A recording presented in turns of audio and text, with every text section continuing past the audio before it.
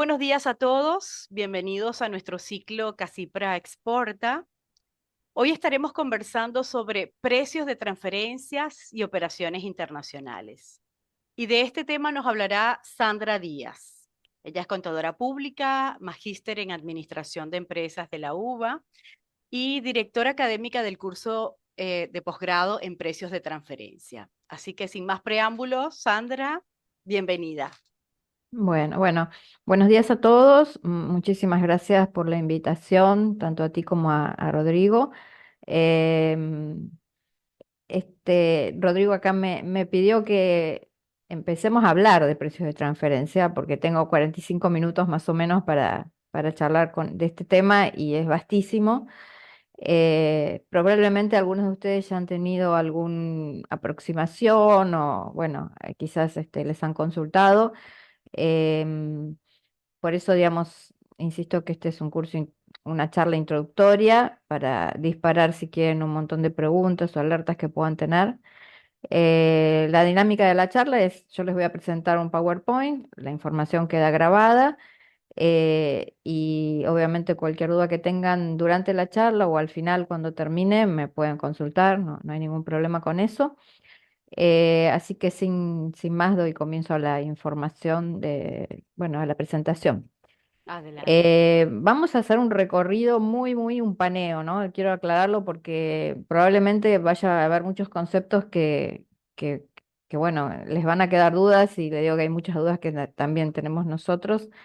Adicionalmente a la legislación que tenemos hoy vigente, que ya viene del año más o menos 1998, todo lo que es precio de transferencia en Argentina, hay un proyecto de resolución sustitutiva de la resolución vigente que están revisando y se dio a consulta a las entidades profesionales. Y mañana tenemos una reunión con ARCA para ver algunos aspectos técnicos, pero para que se dé una idea de la cantidad de información, tenemos la ley de impuesto a las ganancias, tiene 4 o 5 artículos, el decreto reglamentario de ganancias, que tiene 25 artículos que se dedican a precio de transferencia.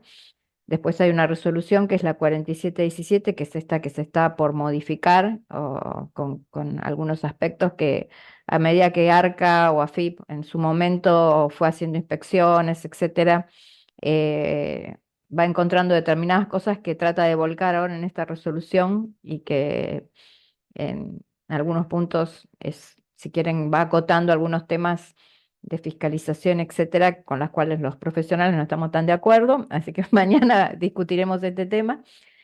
Y después hay un par de resoluciones que son la 4130, que son las de lo que tiene que ver con grupos multinacionales, que ahora vamos a ir avanzando.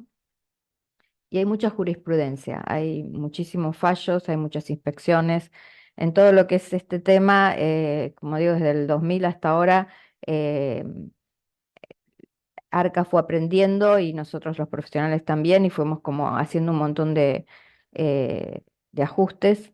Y a través de las inspecciones y en los fallos también hay mucha jurisprudencia que es interesante abordar. Yo soy contadora pública, soy miembro de la Comisión de Operaciones Internacionales y Precios de Transferencia del Consejo y, como dijeron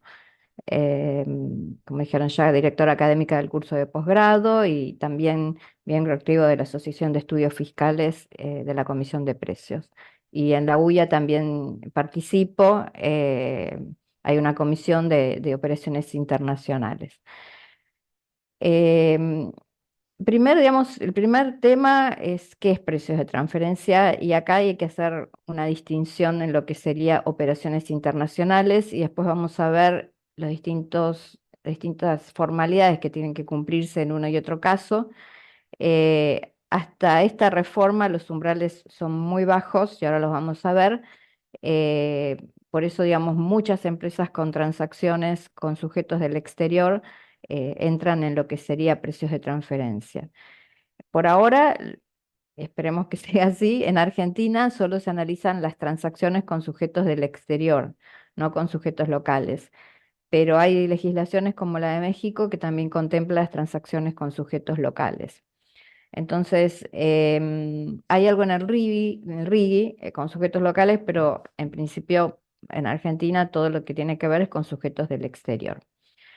Hay 3 o 4 conceptos bastante, si quieren, básicos en lo que es precios y vamos a traducirlos porque acá hay mucha nomenclatura o, bueno, idioma, digamos, en inglés.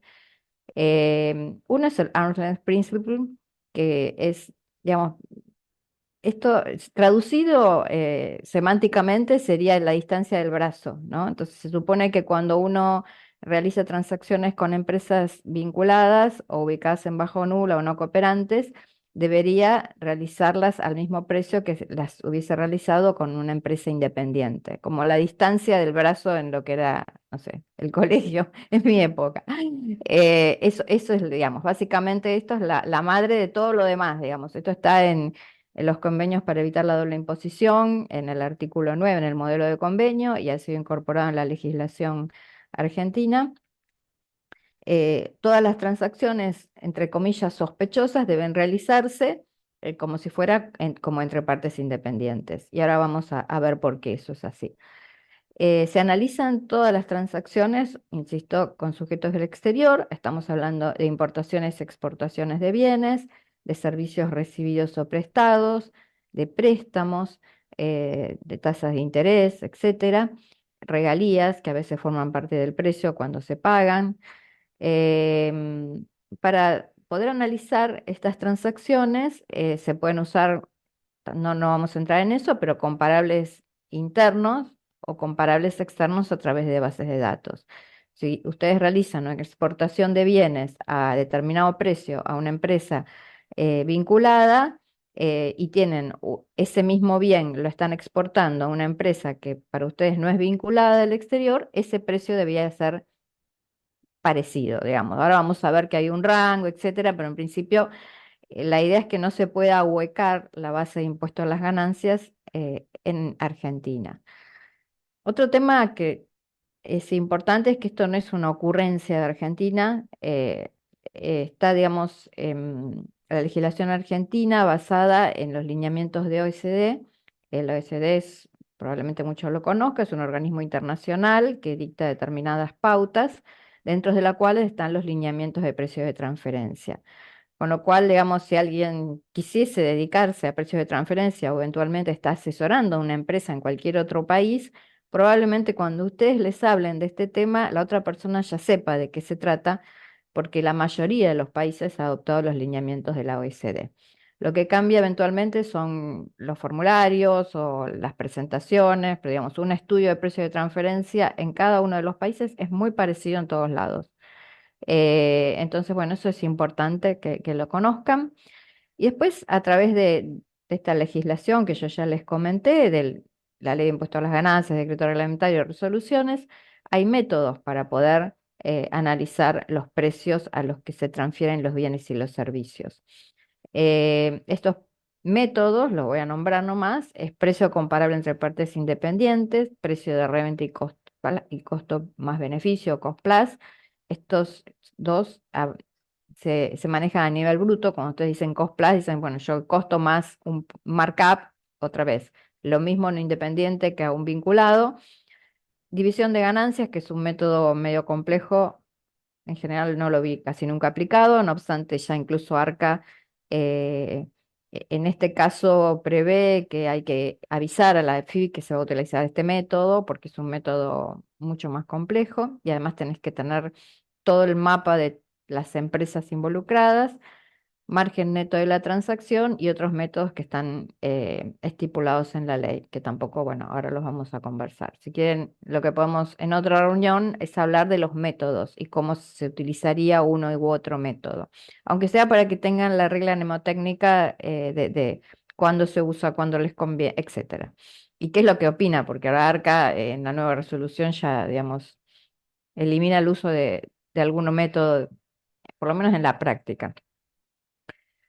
Algunos elementos que tienen que tener en cuenta cuando se habla de precios de transferencia y también quiero distinguirlo de lo que serían operaciones de información de import y export para bienes, para empresas independientes, ¿no? Pero esto sería para precios de transferencia, es que la realidad económica de la transacción tiene que reflejar o sea, que no pueden disimular a través de contratos, etcétera, la realidad económica de lo que implica la transacción. Les pongo un ejemplo para no ir tan a lo teórico.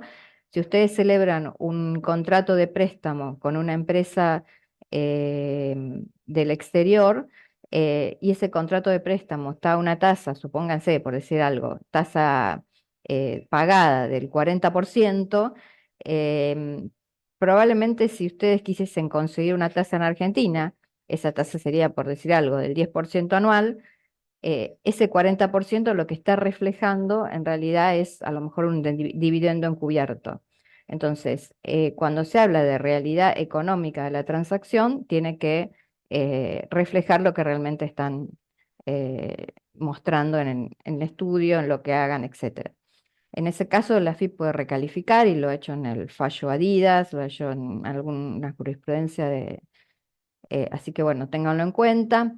Después siempre hablamos de determinación de la base imponible de ganancias porque, digamos, lo que nosotros analizamos es el estado de resultados de la empresa. Si a través de la manipulación de precios, ya sea porque subfacturan o porque compran muy caro, ustedes están dejando ganancia en alguna vinculada o en un país de baja o nula, entonces es lo que ataca, digamos, precios de transferencia. Después, en la medida que tengan todo presentado, prolijo, etcétera, hay como un criterio de buena fe y de cumplimiento normativo que el fisco en principio lo tiene en cuenta. Por eso, siempre mi recomendación es estar al día con las presentaciones, que lo que tienen que presentar lo presenten, que sean prolijos. Sobre todo que hoy ya todo el control es sistémico y si ustedes no presentan en término o están por encima del umbral, hay mucho intercambio de información entre el BCRA, la aduana y ARCA, ¿no? Y todo, insisto, es sistémico. Entonces, esto es como para poner un poquito de contexto a lo que sería precios de transferencia. Y acá ya empezamos a dividir cuáles son las formalidades. Em, Hay básicamente dos temas, o sea, si quieren, abriría dos formas de presentación y probablemente, porque se confunde cuando yo, uy, tengo un requerimiento de precio de transferencia. No siempre es precios de transferencia. Por un lado tienen lo que son las exportaciones e importaciones de bienes que se realicen con partes independientes, que hasta ahora el umbral es de 10 millones de pesos al año, ¿no? O sea que más allá de eso, hasta cierres, septiembre del 2025, hasta 10 millones ustedes tenían que presentar o bien el 2668, que es un formulario en el cual se detallan la SIMPO, compartida arancelaria, subítem, FOB unitario, FOB total, etcétera. Y a partir de la modificación del decreto 767 es a partir de 500 millones de pesos. Pero 10 millones de pesos es muy bajo. Entonces, la verdad, la mayoría de las empresas que tenían transacciones con el exterior mínimamente tenían que presentar esto. Y después ya viene todo el submundo de lo que es precios de transferencia, que ahí es cuando ustedes tienen que probar el precio, porque cuando ustedes trabajan con un independiente no tienen que probar un precio, simplemente la arca lo que dice, bueno, ustedes operan con el exterior, infórmenme.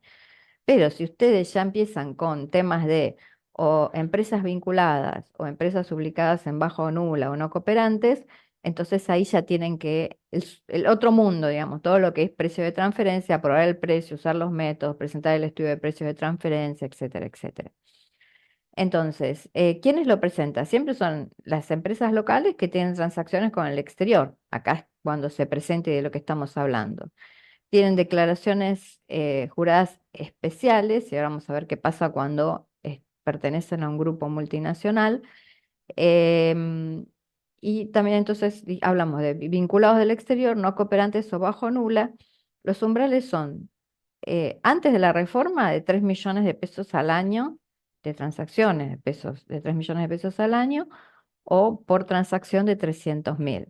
También son 3.000 dólares, ¿no? Si no estoy sacando, no, dividido 30.000, sin nada. Y ahora ya son de 150 millones total al año o de 15 millones individual. De transacciones, estamos hablando, no de facturación de la empresa.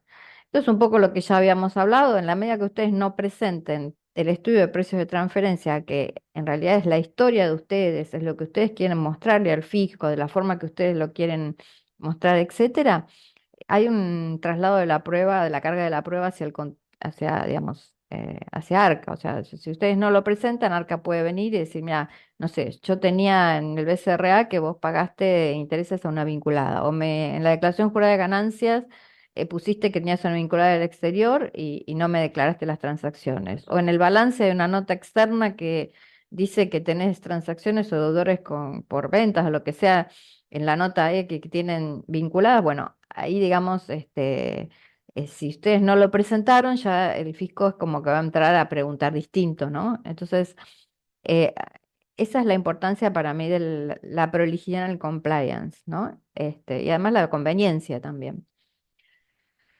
¿Qué son las jurisdicciones no cooperantes o bajo nula?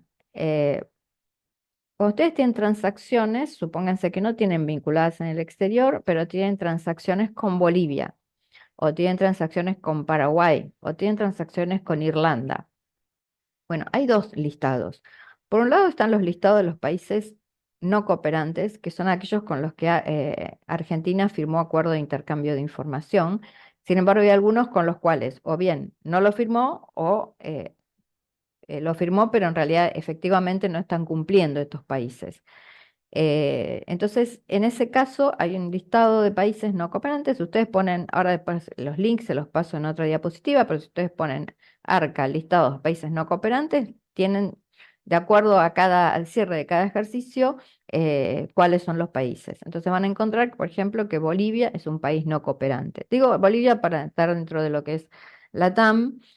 Y esto sí, Arca tiene que hacer el listado y taxativamente ponerlo, porque la verdad que el contribuyente puede desconocer si es cooperante o no cooperante el país, ¿no? Qué sé yo, por decir algo. Caimán a lo mejor es cooperante y uno no lo sabe, o Estados Unidos es no cooperante y uno no lo sabe. Digo, no, no hay forma de saberlo. Entonces, si entran en alguno de estos países, ahí tienen que presentar, en la medida que superen los umbrales, el estudio de precios de transferencia. Cuando tienen jurisdicciones de bajo nula o no cooperantes, acá ya es distinto, porque el listado no es taxativo y lo que dice es que en la medida que la tasa de corporativa del exterior sea inferior al 60% de la tasa argentina, que hoy en la práctica es el 15%, en ese caso tienen que presentar el estudio de precios de transferencia. Y no solamente se trata de países, sino de jurisdicciones o también de regímenes especiales. Entonces, por ejemplo, sabemos que Paraguay tiene una tasa corporativa del 10%, es un bajo nula. Ok, está en el listado, también ponen listados bajo nula y hay un listado, insisto, que no es taxativo. Paraguay va a estar como bajo nula. Irlanda está como bajo nula. Pero, por ejemplo, Hong Kong. Hong Kong en una época fue un país de bajo nula, luego salió del listado y la realidad es que hoy tiene una tasa corporativa mayor, pero tiene un régimen de trader muy conveniente y en el cual la tasa es inferior. Entonces, mi consejo siempre es, si tienen alguno de estos casos, eh, antes de, digamos, o cuando están haciendo el alta del proveedor o el alta del cliente, preguntar cuál es la tasa corporativa de impuesto a las ganancias que pagan en su país y que les quede a ustedes en el mail o en un papel de trabajo en el caso que en algún momento Arca consulte. Por eso la reforma hoy, por ejemplo, del proyecto justamente dice que el contribuyente tiene que tener ya que ya es excesivo, cuál es la legislación del país con cualquier transacción que realicen. Entonces, esto lo voy a correr un poquito porque...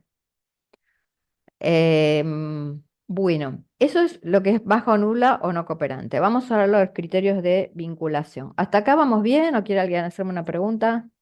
Vamos bien, no hay preguntas en el chat. No sé si alguien quiere hacer algún comentario por ahora. Parece que no, así que avancemos, Sandra. Bueno, bueno, tengo 15 minutitos. Cuando hablamos de vinculación, no es solo la vinculación que probablemente sea la más común, que es la accionaria, es decir, cuando hay una empresa arriba del holding que tiene varias empresas, ahí hay una vinculación accionaria, o cuando hay una persona física que tiene participación en la empresa de Argentina o participación de la empresa de fuera, ahí tienen también un control de capital. sino que puede haber también influencia significativa o relaciones comerciales exclusivas o preferenciales. Ahí es cuando tienen, por ejemplo, directores, puse algunos casos, estos están todos en el artículo 18 del decreto reglamentario de ganancias.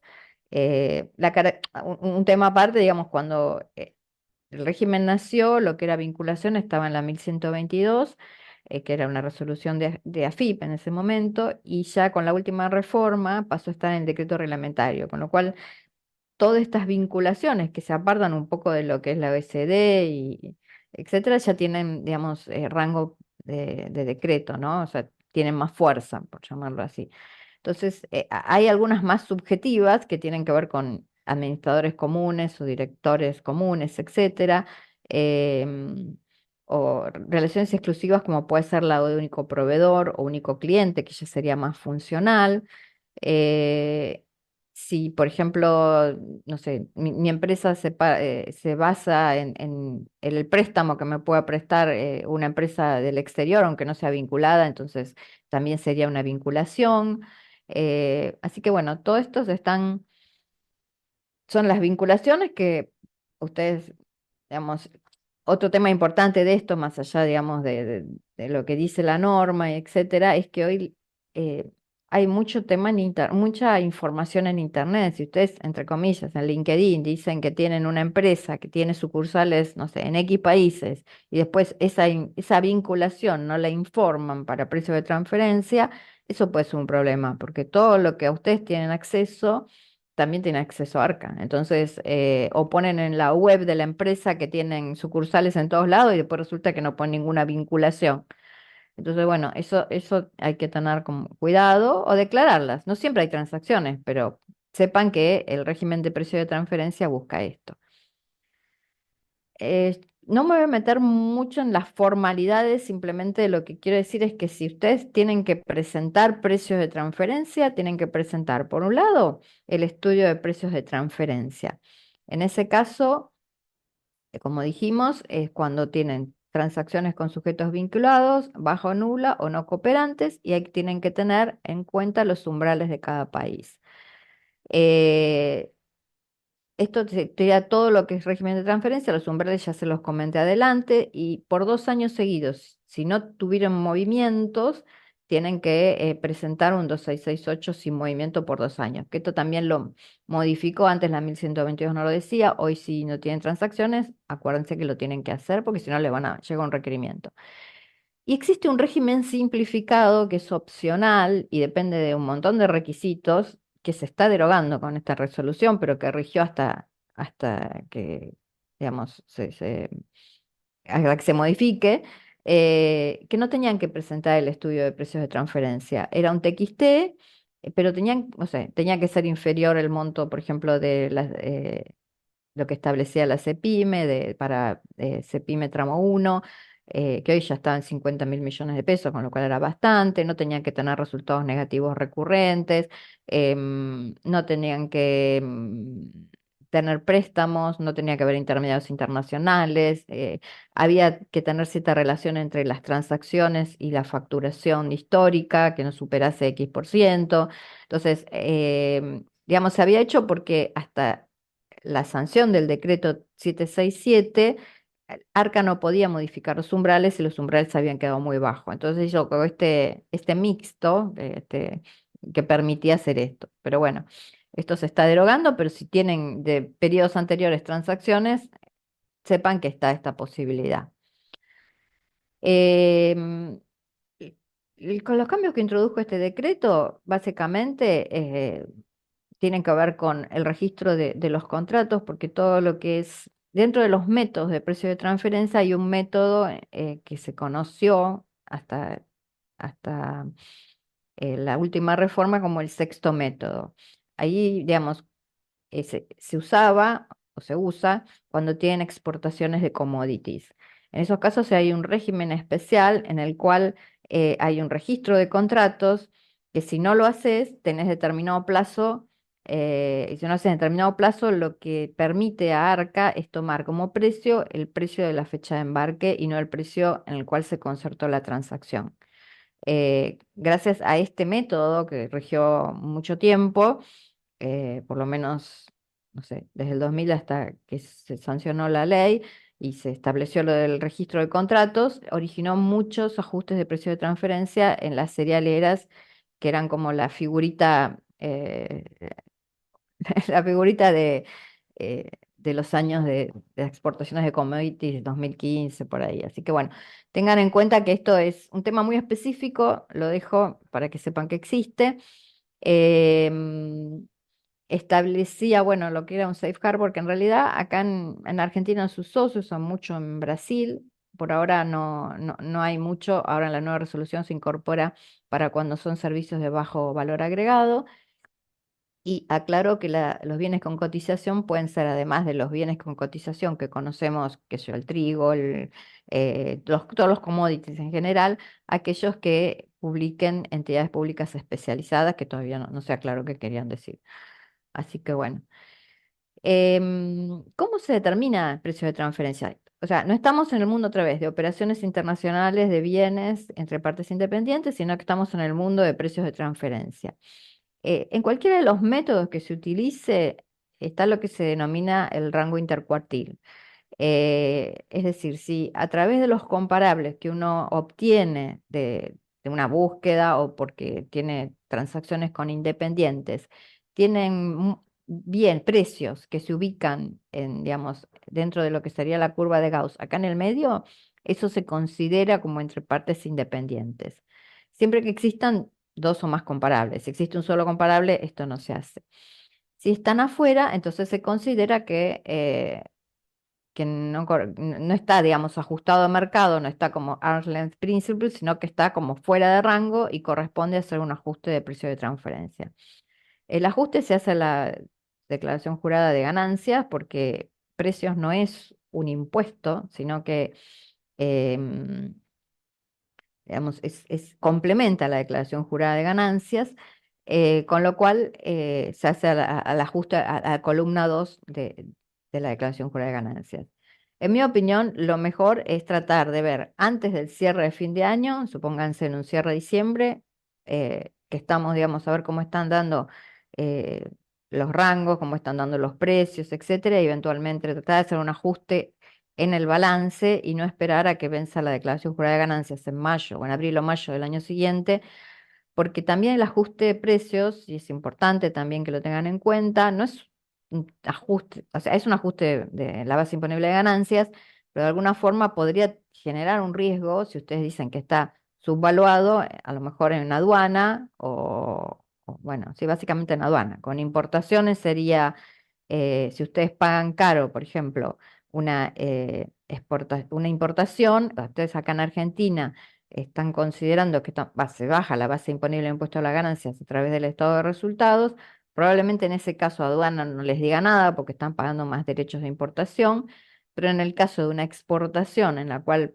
supónganse se considere que están subfacturando, están fuera de rango, ahí sí, digamos, el precio podría, digamos, tener algún impacto dentro de lo que es aduana. Así que bueno, eso simplemente que lo tengan en cuenta. Eh, Me quedan muy poquitas diapositivas, creo. A ver, hasta ahí sí vamos bien. Me quedan 4. Voy a tratar de terminarla en estos 10 minutos. Eh, Me preguntan, sé que es un tema complejo y tiene mucha info, pero por favor, consúltenme.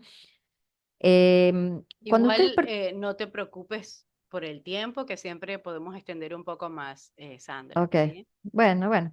No, acá es para que tengan una idea. A veces eh, cuando hablamos de grupos multinacionales, y eso también me gustaría que lo tengan en cuenta, porque por ahí sienten un poco ajeno todo lo que es precio de transferencia, pero la verdad que grupo multinacional es, supónganse, Argentina tiene una empresa acá que tiene una subsidiaria en Uruguay. Eso ya es un grupo multinacional.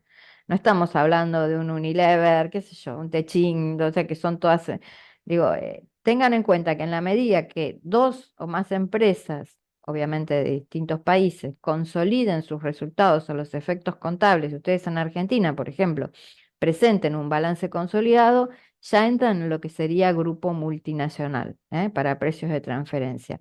Esto está todo establecido en la 4130 y también de fondo tienen las normas de la OCDE, así que esto está copiado ya de OCDE, no es que tampoco lo inventó Argentina. La diferencia acá es que, digamos, ok, soy grupo multinacional, ¿qué tengo que hacer? Entonces, por un lado, tener lo que sería el informe país por país. Esto solo se presenta cuando el grupo multinacional supera los ingresos brutos consolidados de 750 millones de euros. Pero tengan en cuenta que el tipo de cambio que considera, digamos, hay que tomar es el tipo de cambio del 31 de enero del 2015, porque es lo que quedó, porque se copiaron las normas de la OCDE y porque la OCDE no tiene inflación. Entonces, para saber si tienen que presentar, tienen que agarrar el balance consolidado, los ingresos y dividirlos por el tipo de cambio de 9,15 creo que era el de enero del 2015, y ver si superan los 750 millones, perdón, si superan los 750 millones de euros, porque es completamente distinto. Esto uno lo piensa más en, no sé, no se pudo modificar eso, así que ténganlo en cuenta, cualquier cosa hacemos el cálculo por las dudas. Es un TXT, eso es fácil, en realidad en el informe país por país lo que se informan son los ingresos de cada país, el impuesto que se paga en cada país, los empleados, etcétera. Lo presenta una sola, que es la última entidad controlante, en este caso estamos dando el ejemplo de Argentina, pero podría ser cualquier país que lo presenta y los fiscos lo intercambian en forma automática. Ellos apretan un botón y ustedes ya tienen la información que se presentó, supónganse en España, por este informe país por país. Eso ténganlo en cuenta. Después tenemos el informe maestro. El informe maestro es un informe que es un PDF, a distinto del otro, es como un Excel, esto es un PDF en el cual se eh, explica a qué se dedica todo el grupo multinacional, a qué se dedica cada una de las empresas, cuál es el organigrama, los estados financieros de todo el grupo, quiénes tienen los intangibles, cómo se financia el grupo, etcétera. Esto se presenta de acuerdo al umbral de cada país.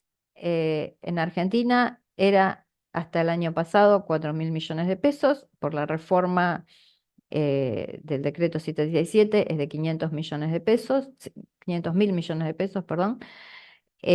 Con lo cual también quedan afuera bastantes. Estamos hablando acá de transacciones. Y luego ya tenemos lo que es el estudio local, que es el estudio de precios de transferencia, que como dijimos corresponde si las transacciones superan 150 millones o 15 millones de pesos por transacción. Y este es el compliance de un ejercicio diciembre 2024 en el caso de un grupo multinacional, simplemente para que lo tengan en cuenta. Hay un par de notificaciones que se llaman 8096, que son del 28 de febrero del año, supóngase un cierre de 2024. Eh, en este informan cuáles son los ingresos consolidados del grupo. No, perdón, en este informan si se presentó el country by country, que bueno, si te hubiese correspondido, aquí hay que informarlo. En este sí, si pertenece a un grupo multinacional que la última entidad controlante no está en Argentina, tienen que decir cuáles son los ingresos del año anterior, quién es la que va a presentar el CBC. Acá presentan el estudio de precios de transferencia o el de operaciones internacionales, depende en qué les toque. El 2672 es el simplificado. En 23 de diciembre, ahora, el que le corresponda tiene que presentar el informe maestro y a fin de el último día hábil del año, el country by country, reporte país por país o country by country. Como les decía, hay mucha terminología afuera, pero lo mismo, eso es lo mismo.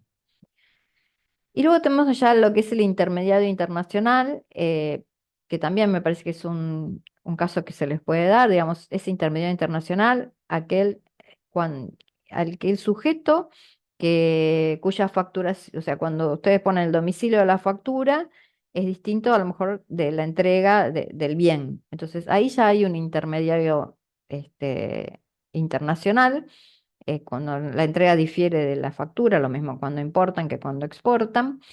eh, pero, digamos, hay determinadas condiciones cuando ese intermediario es vinculado, ¿no? Entonces, si es vinculado, tienen que demostrar a través de un estudio de precios de transferencia que la remuneración que percibe es de mercado.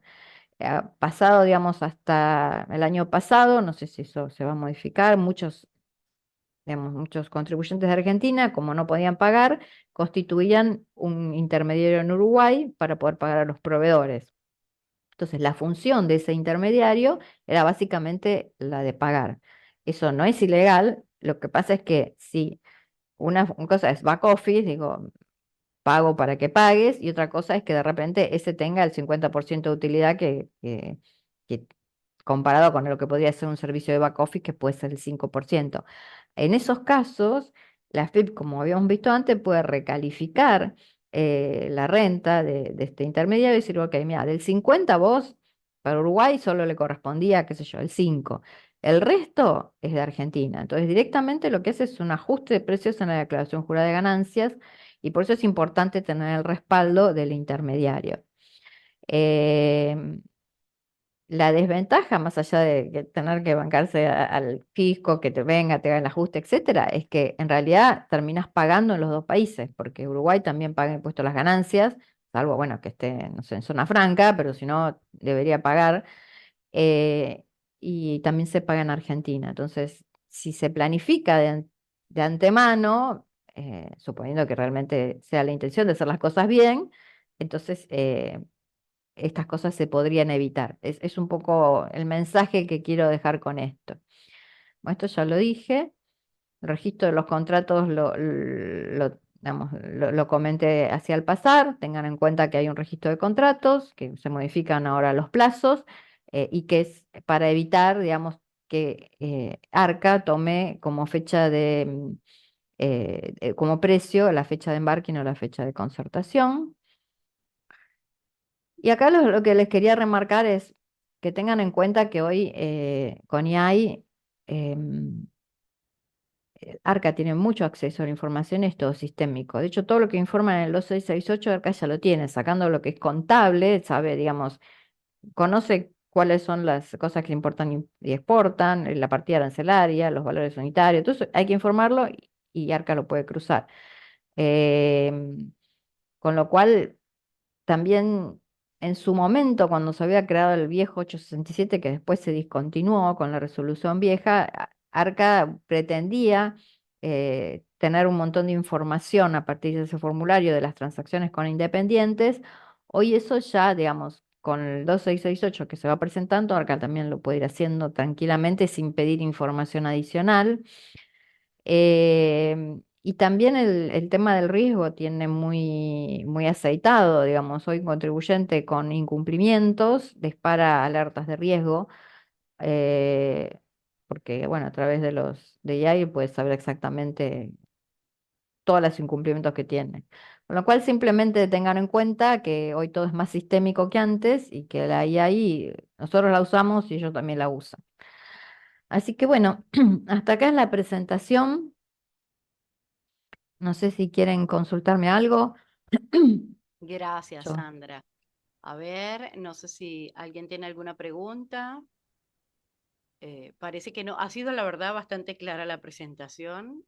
Por Ok. supuesto, sepan que la vamos a compartir por nuestro canal Casipra Exporta para aquellos que quieran volver a disfrutarla y quieran aclarar alguna duda. Y si no, por supuesto que les vamos a compartir el contacto de Sandra ante cualquier duda que tengan a través de el correo mío, casipra, a ver, gerencia arroba casipra.org.ar. Y Sandra, no sé si quieres compartir el tuyo o si no que me consulten y yo los redirecciono, ¿sí? Sí, sí, sí, sí, igual está en la presentación que yo te paso y quedo a disposición. Perfecto. Bueno, parece que no hay ninguna pregunta. Te agradezco muchísimo. No, por Muy, favor, a muy ustedes. clara. Ah, sí, hay una consulta. A ver. A ver, dime. Sí, a ver, un segundito. Y Me parece que es el AI, ¿no? Added AI. a ver, Sil Molina. Ok. Consulta, si un exportador tiene ventas al exterior a independientes y vende también a un país de baja o nula tributación, ¿puede utilizar el precio de venta a los independientes como comparable o dónde Sí. busco el comparable? No, no, ese está perfecto, digamos. Si vos podés, si vos siempre el mejor comparable es el comparable interno, porque es el cual, digamos, vos sabés que las condiciones de comparabilidad son las más parecidas. Cualquier comparable externo puede, digamos, tener algún tipo de subjetividad o incluso por ahí tomas un comparable, no sé, agarras la partida arancelaria de, de un competidor y resulta que se le está exportando un vinculado, por decir algo, ¿no? Entonces, siempre el mejor comparable es el de uno.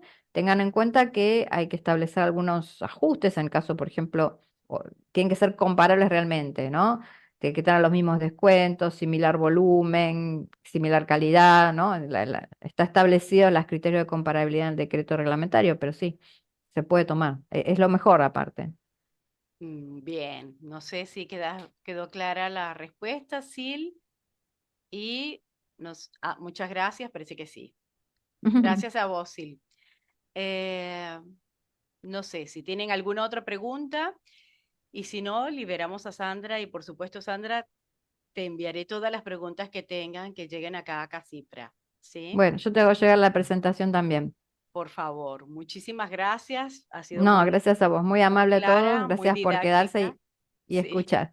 No, gracias. Y gracias a todos los que nos acompañaron hoy. Recuerden buscar la presentación en Casipra Exporta por YouTube, ¿sí? Gracias, Sandra. A vos, hasta Bienvenida. luego. Chao, chao. Gracias.